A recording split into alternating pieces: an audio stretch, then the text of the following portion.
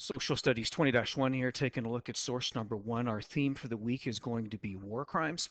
War crimes are crimes committed during war, a time of conflict, in which civilians are targeted directly by an enemy force. They really came to light and became known after World War II upon discovery of the Holocaust.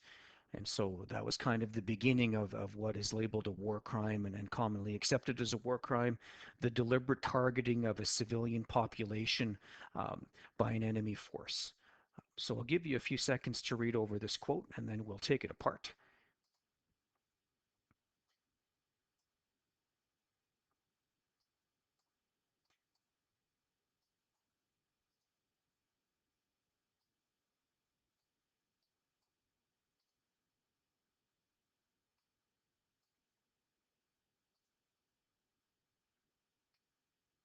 All right, that's what stands out to me when I look at the source.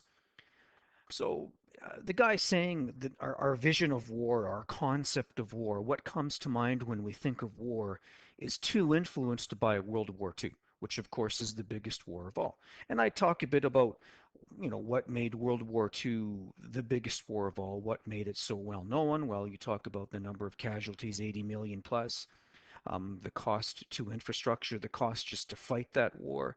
I would talk about those things establish why World War II was the biggest of all. And then he goes on to say that the forces of evil were so unambiguous and so relentless. So what he's saying is, from an Allied perspective, and he's talking from an Allied perspective, what we were fighting was unambiguously evil. In other words, there's no doubt about the fact that what we were fighting was evil, was bad, was wrong, and had to be defeated and had to be conquered.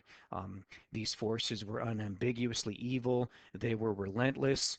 We had no choice but to resort to total war. And I would talk a bit about some examples of Allied uses of total war during the war effort. So you might talk about the firebombing of Dresden. You might talk about the firebombing of Japan, Tokyo, nuclear bombs, Hiroshima, Nagasaki. Established the total war committed by the Allied forces to defeat these forces of evil. And you might talk a bit about why he thought these were forces of evil and why they were so unambiguous. What exactly did Germany and Japan do that made them evil in the minds of this writer? What acts did they commit that would make him say that? Uh, and so then, based on that, they had no choice but to commit total war to get unconditional surrender. And then I find it interesting in the blue highlighted section, seldom though is it quite that clear cut. And so what I think he's trying to say there is that while, one could rationalize total war during World War II, we can't rationalize it in other wars and other conflicts. So he's saying that World War II was a special case because there was clearly a good side, there was clearly a bad side. The good side had to resort to total war to beat the bad side, and that's all there is to it. There's no room for argument or debate on that. And maybe you talk a bit about that and what other wars could he be referring to? But I think that's what he's after.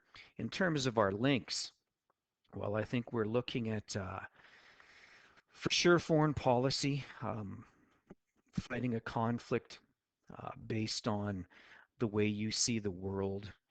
You might bring in ethnocentrism. You might bring in indoctrination, and in that the Allied countries would have had to have used propaganda to a degree to rationalize what they were doing to these countries that they were fighting. I mean, there was a lot of anti-Japanese propaganda, a lot of anti-German propaganda on the Allied perspective, and maybe they had to do that to get their populations to be willing to, um, watch their country commit the actions that they did to win World War II. And for sure, we're talking about ultranationalism. These are nations that are fighting other ultranationalist nations, and one could argue that the nations committing these actions, um, the Allied countries are committing actions of ultranationalism too. I mean, after all, total war could be construed as ultranationalism. So you could talk about those things a bit. In terms of a perspective, I see someone who is embracing supporting nationalism and national interests, but only in certain circumstances. So only if your enemy is clearly defined and identified as evil, and there's no doubt about this evilness. then this writer would be supporting using nationalism to promote national interests, in this case, conquer someone during a time of conflict. He might be challenging nationalism, though, if that enemy is not unambiguously, unquestionably evil, like he identifies his enemies in the source.